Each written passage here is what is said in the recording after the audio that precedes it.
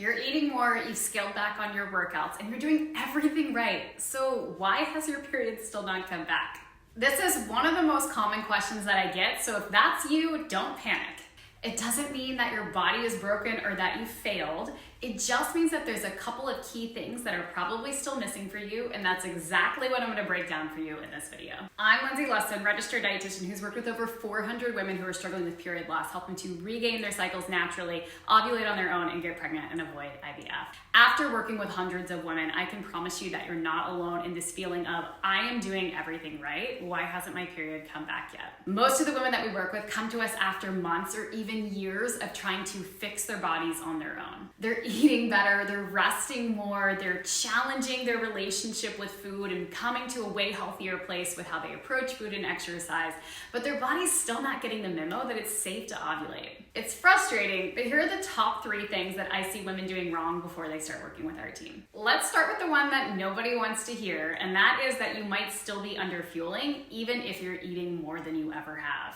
Most women drastically underestimate what their individual body needs to turn hormone systems back on to increase estrogen, start growing follicles, and actually get your body ovulating. And here's the truth, you might be eating more than you ever have, and it still may not be enough for your individual body to have the reserves to make hormones and ovulate. When energy coming in from food is still below energy expenditure from planned exercise, your individual metabolism, any sort of daily activity that you're doing through your job, the body senses stress. And the hypothalamus, your body's kind of control center for hormones and your menstrual cycle, will stay in energy saving mode until it senses abundance, aka a calorie surplus. Now pause for a second, because I'm gonna answer the most common rebuttal that I hear from the women that we work with, and that's, but Lindsay, I'm in a calorie surplus because I'm gaining weight.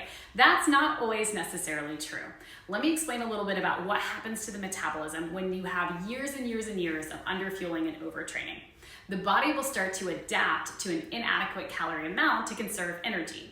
This can show up as low resting heart rate, low blood pressure, low blood sugar. The body is essentially shutting down non-essential body systems because it's saying, hey, I need to keep you alive and I can't prioritize things like digestion or higher body functions that are kind of nice to have but not necessary for survival. And so when the body stays in kind of this low energy mode, it's a slowed metabolism, your body essentially gets used to operating off of too few calories to support hormone production. And when the body becomes used to that, it's actually very easy to gain weight while not eating a whole lot of extra food. I'll use some numbers here just to make it make sense. Let's say that you have been steadily maintaining your weight on 1,600 calories. And you start to increase your intake to 1,900 calories. So 300 calories, you are eating more. Your body's probably going to gain weight pretty easily because 1,600 calories is not enough food for an active woman, especially someone who is trying to restore their fertility, get pregnant, and create a new life. So your body's probably gonna pretty easily gain weight just eating a little bit more, but 1,900 calories arguably is probably not going to be enough food to turn on your menstrual cycle, get you ovulating every single month, and get you in a body that is healthy enough to prioritize making a baby over just keeping you alive. This is also why you might have weight restored or moved into the normal BMI range, but you're still not ovulating or cycling regularly. Remember, fertility isn't about the number on the scale, it's about energy availability and abundance.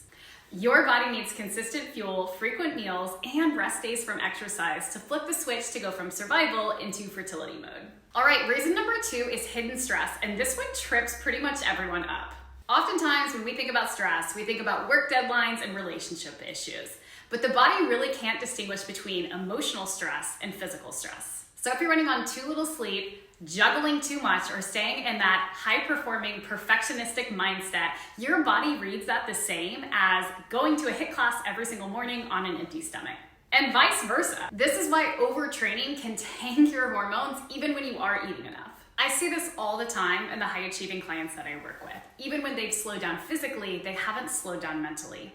Cortisol stays elevated and interferes with a delicate communication balance between our brain and our ovaries, what we call the HPO axis. So if you slow down on exercise, but your body still isn't responding, remember, your body isn't ignoring your efforts. It's just protecting you from taking on too much. Period recovery isn't just about eating more. It's about slowing down and giving your body a break from the go, go, go.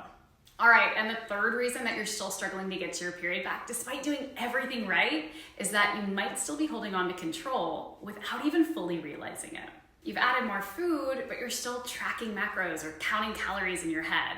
You're taking rest days, but you're still super stressed about losing your fitness or how your body's gonna change. You're technically doing everything right, but really more from a place of fear, not from trust. And that fear keeps your body stuck in fight or flight. What your body needs the most right now is permission. Permission to rest, permission to fuel without food rules, and permission to not do it all perfectly. That's when your body finally exhales and says, okay, it's safe to ovulate. I'm gonna give you a real life client example. My client Taylor came to me after 2 years of trying to get her period back and get pregnant on her own. She had scaled back on her running, she was eating more, but really nothing was changing. When we dug deeper, Taylor was still eating too clean. She was still feeling so anxious around food and how her body might change, and she was pushing through way too much stress at work. Once we focused on nervous system regulation through regular meals, slower mornings, and true rest, her period came back in 8 weeks. Now Taylor is pregnant and expecting a baby boy in early 2026.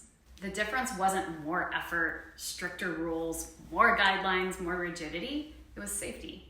So remember, if your period is still missing, it's not because your body is broken, it's because something is still being overlooked. My free quiz, Fertility Fix for the Fit Girl, will help provide that clarity so that you can know exactly what to change to get your period back and get your fertility on track as soon as possible.